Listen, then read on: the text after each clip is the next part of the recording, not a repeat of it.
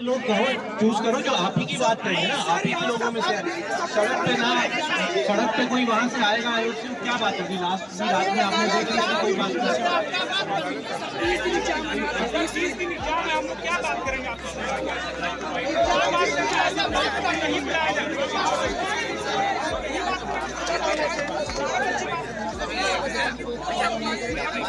बेरोजगारी से जूझता नौजवान इलाहाबाद प्रयागराज में क्या मांग रहा है, जानिए।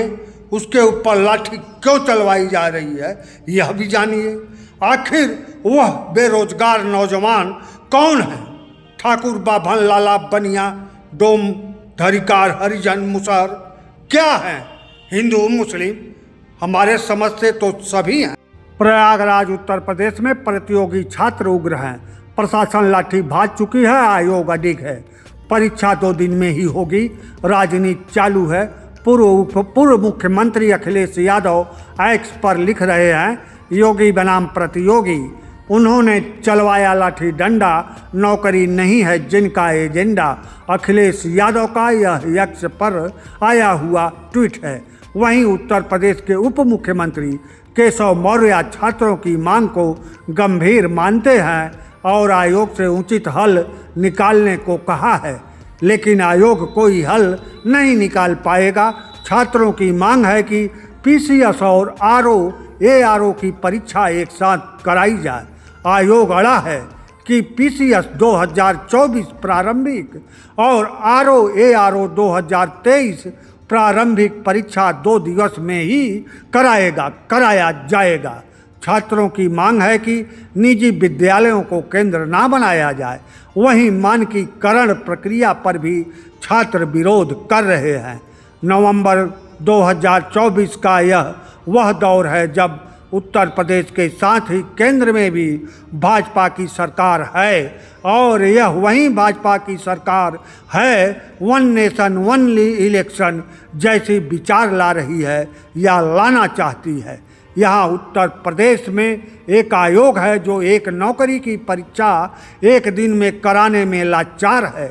ऐसे में पूरे देश में एक साथ चुनाव जैसी बड़ी परीक्षा क्या अपने देश का चुनाव आयोग कभी करा पाएगा? ऐसा लगता नहीं है, यह लगभग असंभव सा है। उत्तर प्रदेश में नौकरी परीक्षा के तमाम पर्चे पहले ही लीक हो चुके हैं। इलाहाबाद का नाम प्रयागराज करने से क्या आयोग बहुत मजबूत हो जाएगा? क्या छात्रों पर लाठीचार्ज करके सभी समस्याओं का हल निकल जाएगा?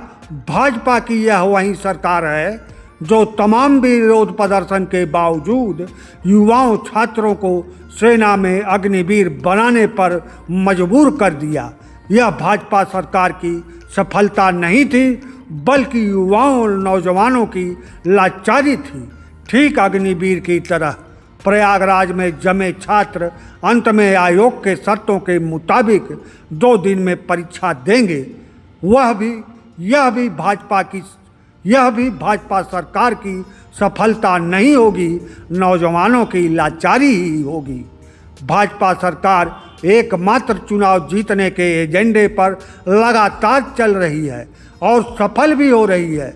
इसीलिए भाजपा सरकार कोई भी बहुत ऐतिहासिक कार्य समाज और मानवता के हित में करने के मूड में नहीं है।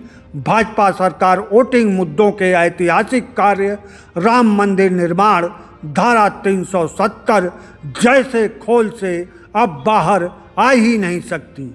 निजी विद्यालय परीक्षा केंद्र बनकर ही रहेंगे, क्योंकि भाजपा सरकार के सफलता का केंद्र निजी विद्यालय, निजी हॉस्पिटल, निजी एयरपोर्ट, निजी रेलगाड़ियाँ, निजी रेलवे स्टेशन जैसी जगह ही है। निजी विद्यालयों और निजी हॉस्पिटलों को चलाने के लिए, फायदा पहुंचाने के लिए सरकार की तमाम जन कल्याण की योजनाएं चल रही हैं। जनता का पैसा सरकार के पास, सरकार का पैसा निजीकरण के तमाम पायदानों पर पहुंचकर सरकार की जय जयकार करती हुई जनता के आगे चकाचौंध का ऐसा जाल बुना गया है कि जनता अपनी जेब से निकलता पैसा देख ही न पाए। बेरोजगार युवक इलाहाबाद के नए संस्करण प्रयागराज में अपने ही आयोग के चंगुल से निकलना चाह रहे हैं, जो संभव नहीं दिखता, एकदम असंभव सा है। अंत में अंतिम बात यह भी जान जाइए और सुन लीजिए, भले ही इसको मानिए चाहे मत मानिए। आस्तिक होना और अंधविश्वासी होना दोनों में जमीन आसमान का अंतर है।